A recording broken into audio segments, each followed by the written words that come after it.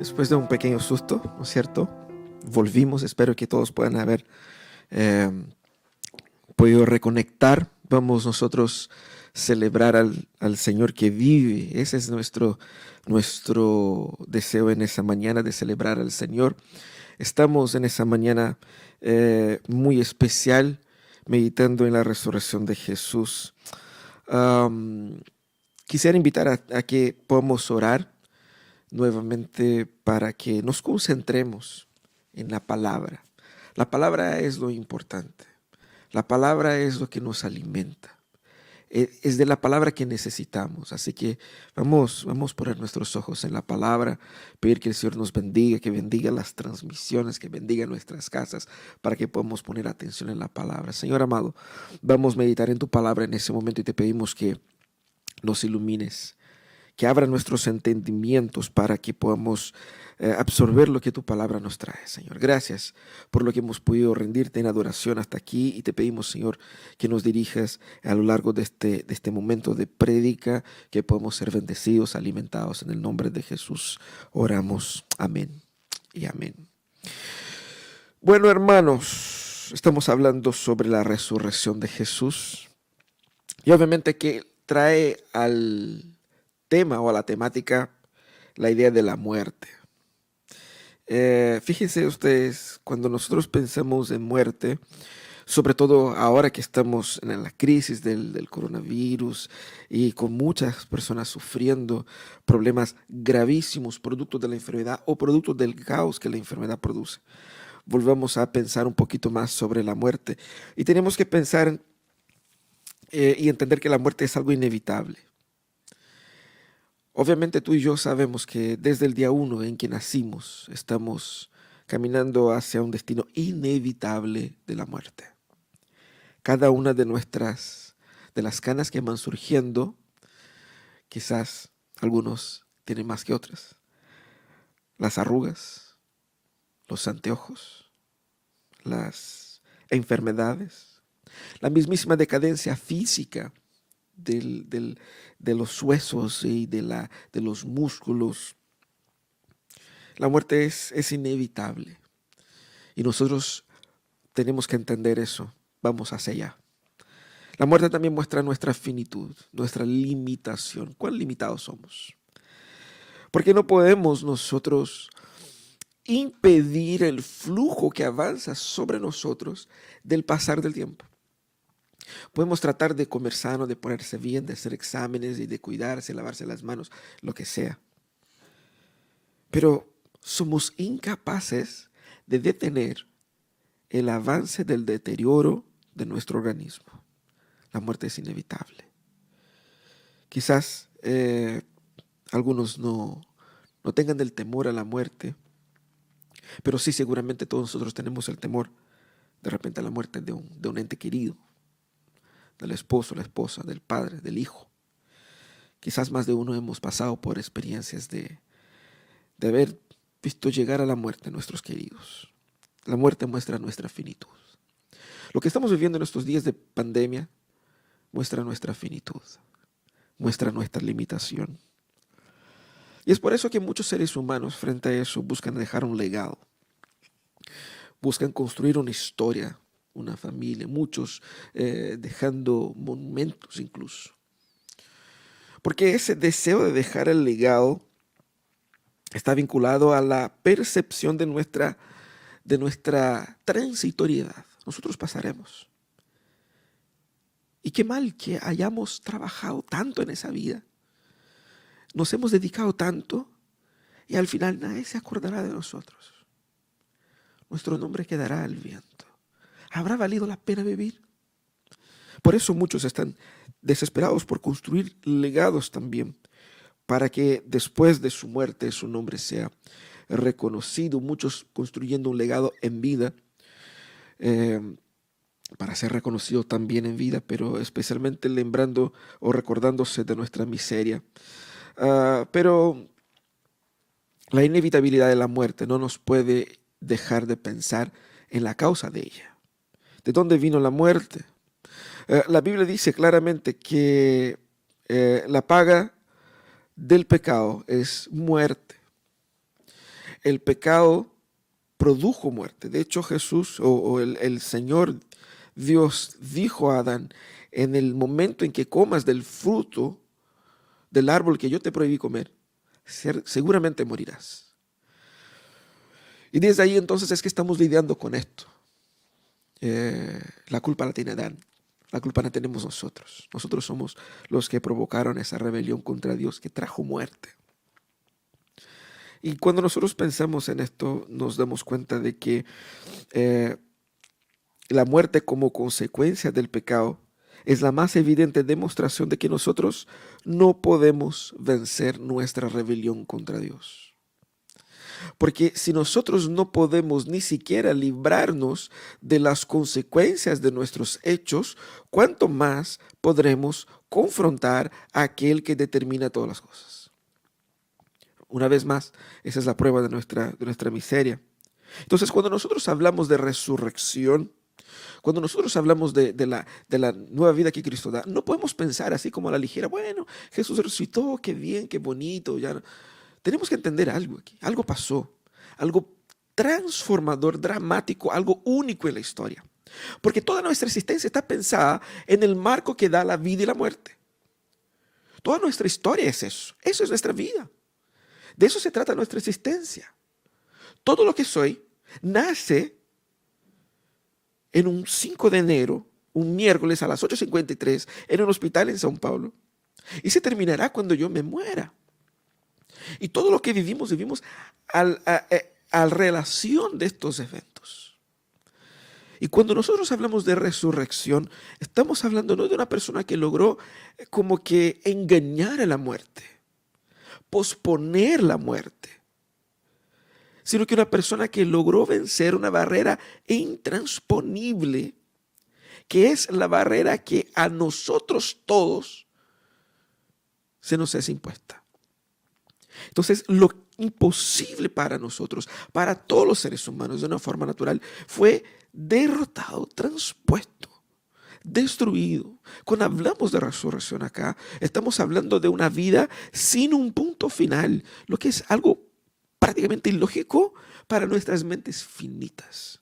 De eso hablamos cuando hablamos de resurrección. Por eso el tema de la resurrección es un tema polémico y es al mismo tiempo la base de la fe cristiana. El cristianismo es lo que es por cuenta del evento de la resurrección.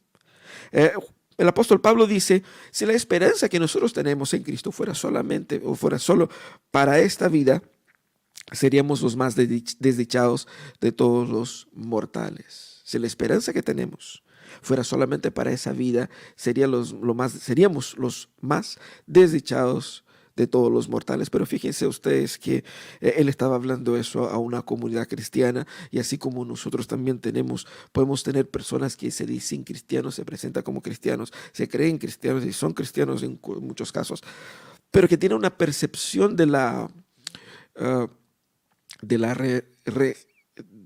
resurrección de una manera bastante precaria. Lo toman como, bueno, es un evento más, ¿no es cierto?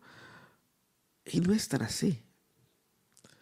Algunos permítense dudar junto a los escépticos, pensando que, bueno, más que nada puede haber sido una percepción de los discípulos de que Jesús haya resucitado, mucho más de que haya efectivamente resucitado, y buscando acogerse en la ciencia o en algún otro elemento para decir ese tipo de cosas. Pero muchos cristianos viven como los más desdichados de todos los mortales por la débil percepción de la resurrección. Lo que quiero decir en esa mañana, de manera bien objetiva, es que la resurrección cambió todo. La resurrección ha cambiado todo. Y la comprensión de la resurrección nos puede llevar no solamente a una mejor experiencia con Dios, sino que a una mejor experiencia humana. Es fundamental entender la resurrección para entender el cristianismo, para entender qué es Dios, de qué se trata la Biblia y hacia dónde apunta mi vida. Porque el tema de la resurrección es un tema de vida o muerte. Perdóneme el juego de palabras, pero es un tema trascendental para nosotros. En ese texto que hemos leído y que hemos podido ver, al menos de mayor parte en el video del humo, eh, muestra a las mujeres yendo después de la muerte de Jesús. Jesús fue muerto el viernes, el sábado pasó en la tumba, en la mañana del domingo llegaron las mujeres ahí para preparar el cuerpo de Jesús. Tenemos ese relato en los 4 evangelios. Hemos escogido el evangelio de Mateo en esa mañana para meditar. Y Mateo retrata a las mujeres, las mujeres, María y la otra María, llegando para cuidar el cuerpo de Jesús. Ellas fueron para ver a un muerto que estaban ahí. Y cuando llegaban, sintieron un temblor, un terremoto. Un ángel apareció, abrió la puerta de la tumba. Los soldados, desesperados de temor, como que se desmayaron. Y el ángel entonces anima a las mujeres y les explica: Él no está aquí, ha resucitado. Avisen a los discípulos que vayan hacia Galilea, que está al norte de donde estaban ellos. Ese estaba en Jerusalén, al sur. Vayan a Galilea, porque los encontrará allá. Ellas entonces, así como asustadas y desesperadas, ellas vieron la tumba vacía, el sepulcro vacío. Y salen entonces y al camino encuéntranse con el mismísimo Cristo. Y se ponen de rodillas y se ponen a sus pies y lo adoran. Y él dice prácticamente las mismas palabras que el ángel: vayan a Jerusalén, vayan a avisar a los discípulos, no tengan miedo, avisen a los discípulos que nosotros nos encontraremos en Galilea. Eso es el relato que Mateo nos da. Y por lo tanto nosotros podemos apreciar cómo el impacto de la resurrección fue potente para ellos. Quizás el acostumbrarse con el texto nos impide de ver ciertas cosas, pero quisiera desafiar a ustedes a que nos pongamos en los zapatos de estas mujeres, de los soldados, en la emoción de estos eventos. Y hay 3 cosas que el texto destaca sobre el impacto de la resurrección. Como hemos dicho, la resurrección cambia todo. Y lo que cambió primero fue la incredulidad por certeza. La resurrección cambió la incredulidad por certeza. ¿Por qué? Porque las mujeres llegaron a la tumba, seguramente movidas por un gran amor a Jesús. Ellas estuvieron hasta las últimas con Jesús. Ellas amaban a Jesús. Ellas creían en Jesús. Y su amor hizo con que no abandonaran a Jesús incluso después de su muerte. Entonces la reacción de ellas de ir a la tumba para preparar su cuerpo era una reacción incluso natural, producto de este amor y de esta fidelidad a Jesús. Pero fíjese entonces, Jesús en muchas ocasiones había dicho de que Él debiera morir, pero después resucitaría. Nadie puso atención en esta parte, ni siquiera las mujeres. Y el hecho de que ellas hubiesen ido a la tumba con la disposición con la que fueron, era la certeza que ellas tenían de que Jesús seguía muerto.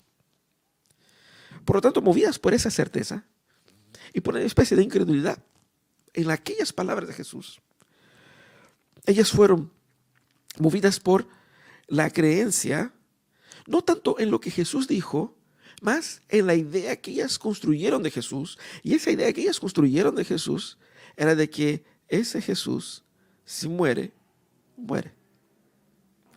Por lo tanto, ¿qué incredulidad? ¿De qué incredulidad estamos hablando acá? Estamos hablando del tipo de incredulidad que es producido por aquellos que, pese a creer en Jesús, creen en Jesús a su manera. Entiéndame, creer en Jesús a su manera es también incredulidad. Eso es lo que pasaba con las mujeres. Por eso que ellas estaban sufriendo lo que estaban sufriendo. Por lo tanto, era una deficiencia en su espiritualidad que no les permitía disfrutar la amplitud de la buena noticia.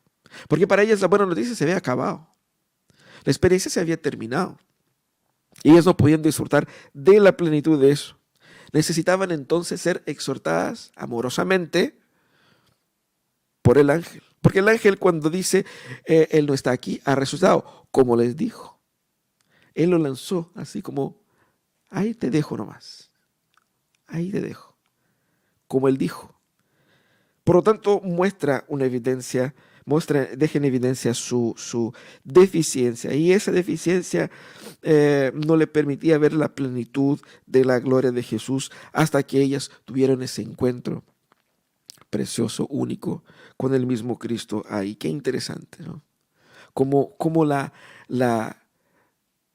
palabras de Jesús, apuntando hacia el futuro, a lo mejor para ellas no fueron suficientes. Entonces ellas tuvieron que experimentar ese trauma de llegando, esperando algo y encontrarse con algo diferente. La resurrección cambió la incredulidad por certeza. Él estaba vivo. Fíjense que ellas escuchan las palabras del ángel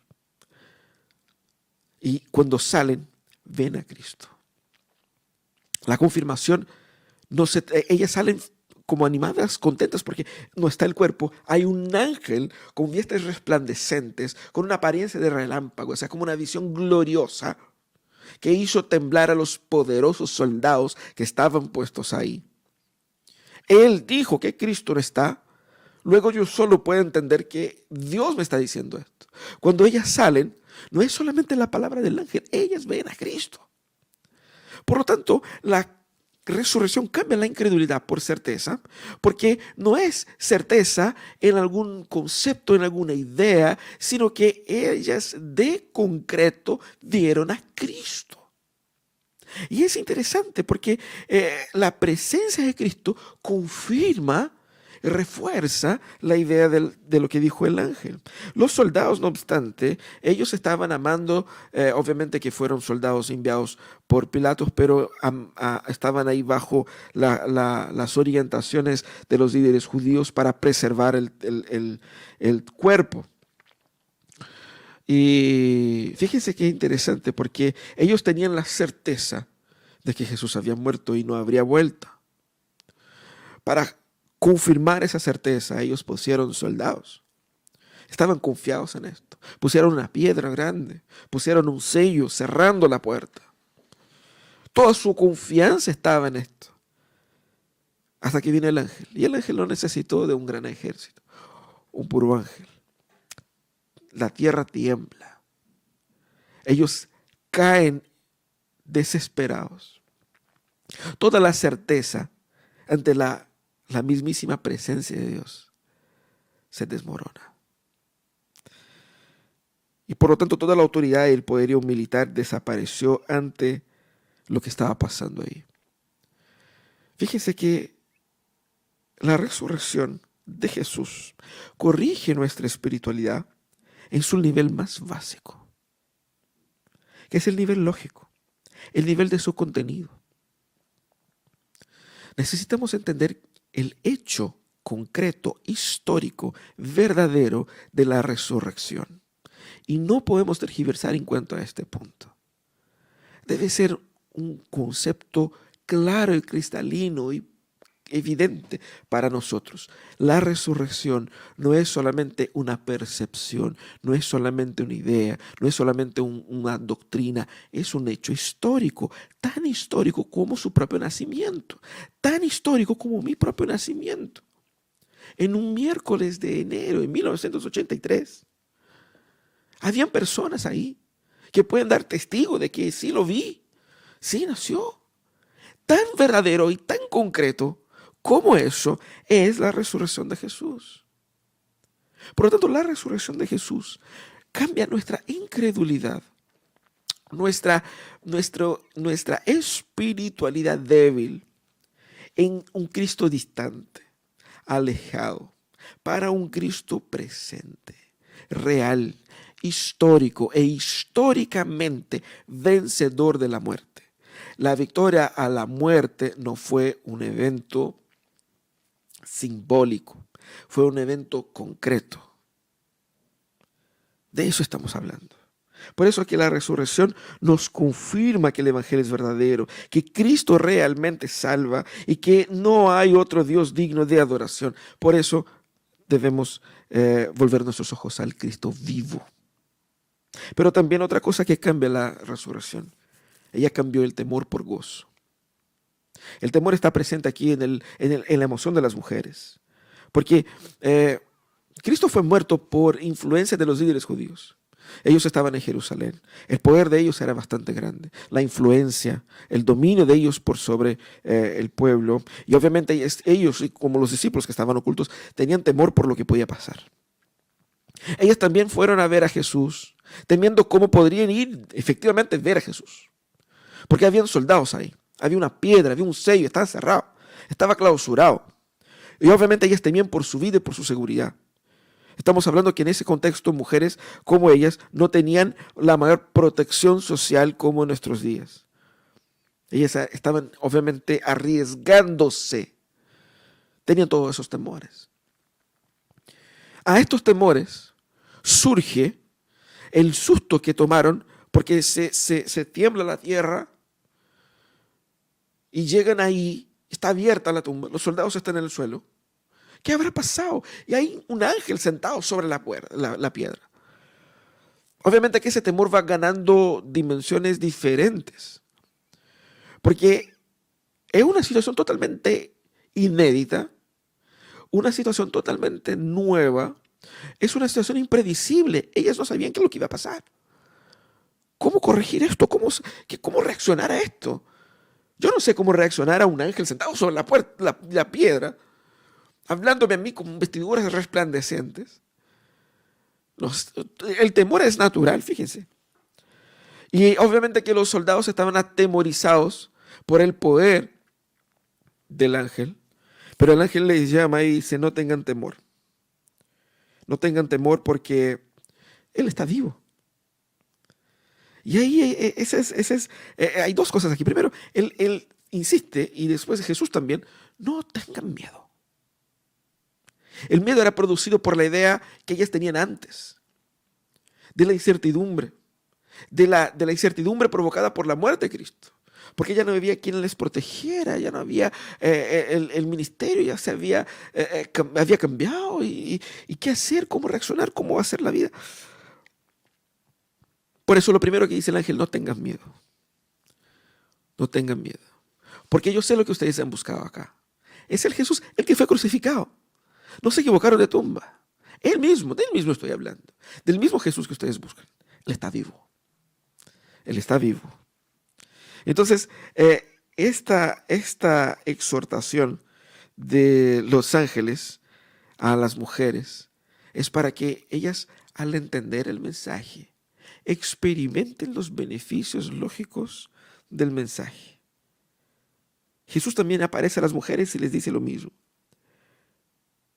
para que ellas abandonen toda la tristeza y todo el temor que había provocado su mala espiritualidad o su mala teología, para que ahora, confrontándose con la teología siendo hecha ante sus ojos, ellas puedan gozar de los beneficios emocionales que creer en eso produce. Y de eso estamos hablando. Aquí el Señor muestra cómo la resurrección cambia nuestra espiritualidad en su esfera también emocional. Porque una vez que la certeza del Evangelio se instala en el corazón, el temor paralizante da espacio a una verdadera alegría, a una profunda y real satisfacción. Una vez que ellas entienden la esencia del Evangelio, y la esencia del Evangelio es la adoración a un Dios que es vivo, porque solo es digno de adoración, porque Él venció a la única cosa que nos impide de estar con Él, que es la muerte. Es ahí entonces donde Jesús corrige a través de la resurrección y cambia con esto nuestra espiritualidad en su esfera emocional. Y nos ayuda a tener una mejor experiencia del Evangelio. Les digo eso porque muchas personas que están escuchando en ese momento son cristianas y siguen a Jesús, pero tienen una emocionalidad que no es coherente con la fe que profesan. Quizás muchos cristianos están en sus casas desesperados por la contaminación del coronavirus. ¿Cuántos cristianos estamos desesperados por lo que va a pasar con nuestros empleos? ¿Cuántos no están desesperados? Quizás por un familiar, por un pariente. ¿Cuánta desesperación? ¿Cuánto temor contra el futuro? ¿Cuánto miedo? Nosotros estamos celebrando la resurrección de Jesús. Y la resurrección de Jesús viene a cambiar este temor por gozo. Porque pone delante de nosotros estos hechos concretos. Cristo está vivo. No porque ha doblegado la muerte o porque ha saltado. Él la venció. Ya no puede más morir. Y es a esta vida que Él nos llama. ¿Qué significa eso? Significa que todo lo que se dice sobre Jesús se confirma y se viene. Es real y verdadero. Significa que Jesús nos afecta así porque Él viene a nosotros de una manera muy personal. Y eso es lo que pasa con las mujeres. Él habla a las mujeres de una manera muy personal, de una manera íntima, como lo solía hacer. Y eso genera un impacto profundo en los sentimientos de ellas y también en los nuestros. ¿Cuántas personas no están viviendo un cristianismo pobre por ignorar esta tan hermosa verdad? Hay un gozo en la resurrección. El gozo de saber que hay fin a esa muerte. Ya han encontrado la cura para el coronavirus. Ya han encontrado la cura para todas las enfermedades. Ya han encontrado el fin para todas las injusticias. Ya han encontrado la justicia para aquellos injustizados, para aquellos que están siendo violentados, la protección. Ya se han encontrado el amor pleno y absoluto. Cristo resucitado es la garantía de ello. Por eso la resurrección cambia temor por gozo. Pero también por fin la resurrección cambió el recuerdo por la adoración.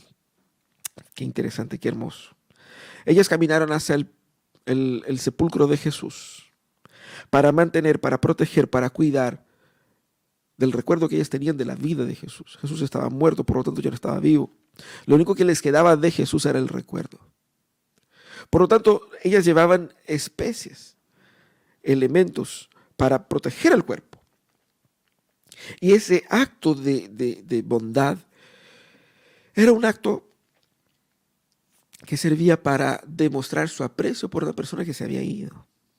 De ahora Jesucristo habitaba únicamente, según ellas, hasta aquella mañana, en sus recuerdos.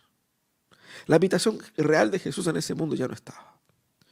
Por lo tanto, ellas estaban desesperadas por mantener el recuerdo del Mesías. Él habitaba únicamente en sus memorias. Ellas se acercan al lugar donde estaba y se dan cuenta que ni siquiera eso lo tenían. Por un instante yo creo que el temor de ellas fue aún más grande porque vinieron para proteger el cuerpo y ni siquiera el cuerpo de Jesús. El último recuerdo que nos quedaba de Jesús, ni siquiera eso lo tenemos. Entonces, ¿cómo podemos mantener viva o vivo el amor que teníamos por Él si ni siquiera ese último recuerdo podemos preservar? Y fíjese que el recuerdo es totalmente dependiente de aquel que lo carga. No depende de la cosa recordada en sí, porque ella ya no está. Depende de uno. Depende de mí, porque el recuerdo está conmigo. Cuando la persona está viva, no lo guardo recuerdos, yo guardo experiencias. Vivimos experiencias. Y las experiencias no las controlo yo solamente, son vividas mutuamente. Pero cuando la persona ya no está viva, lo único que queda son los recuerdos. Y esos recuerdos están conmigo. Y esos recuerdos, con el pasar del tiempo, se desvanecen.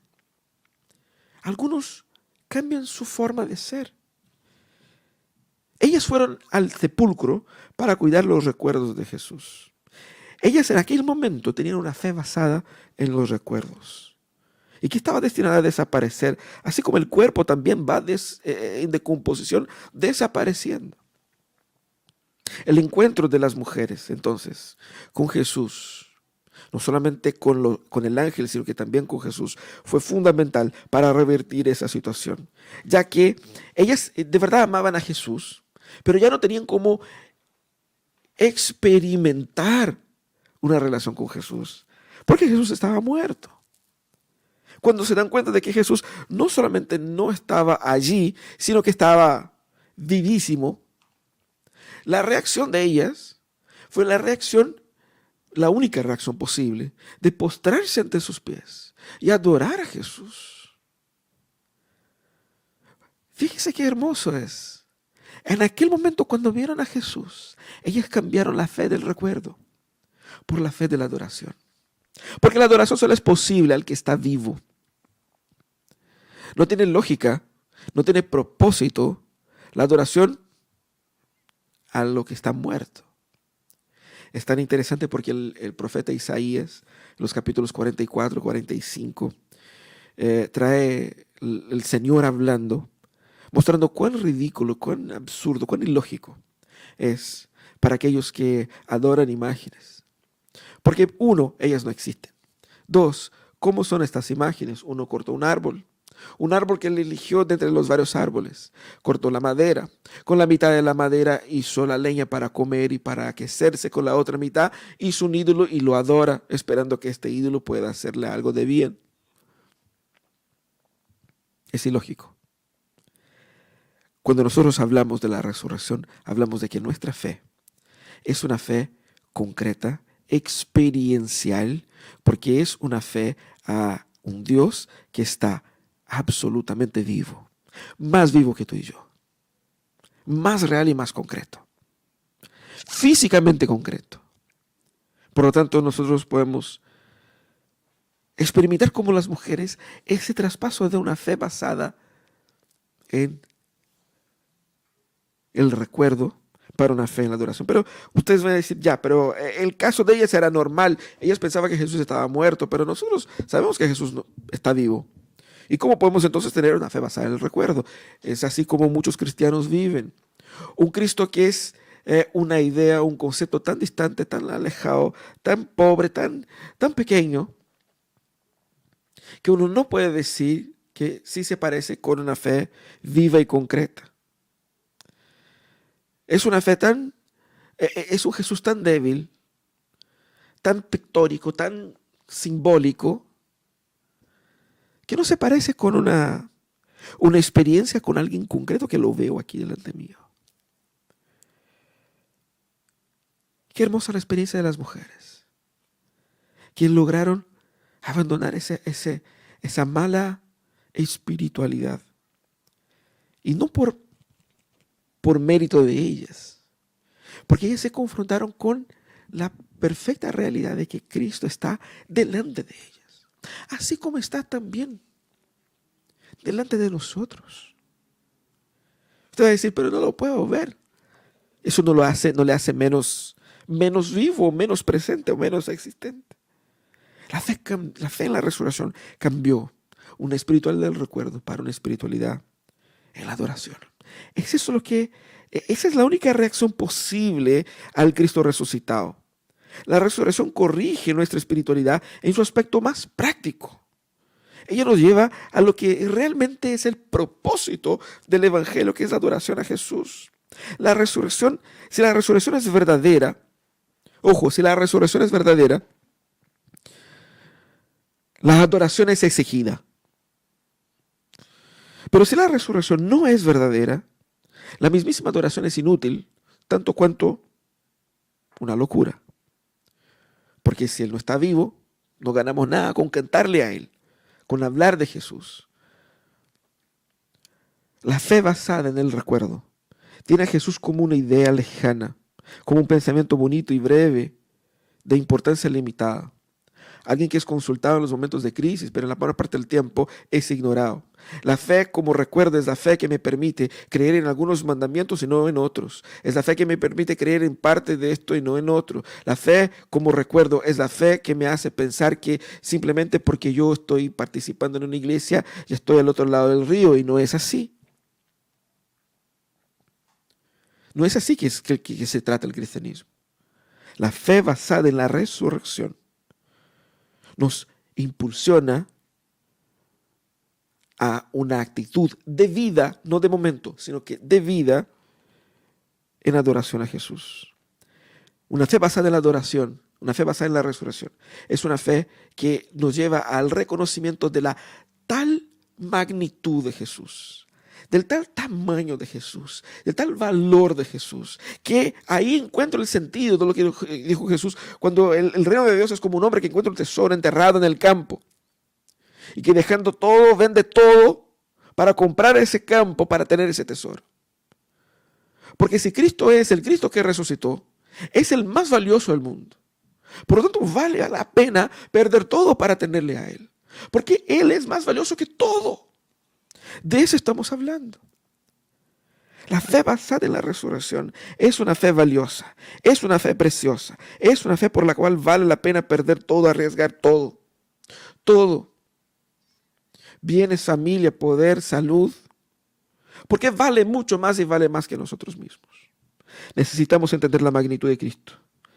Porque solamente cuando entendemos la magnitud de Cristo podemos efectivamente y concretamente adorar a Jesús.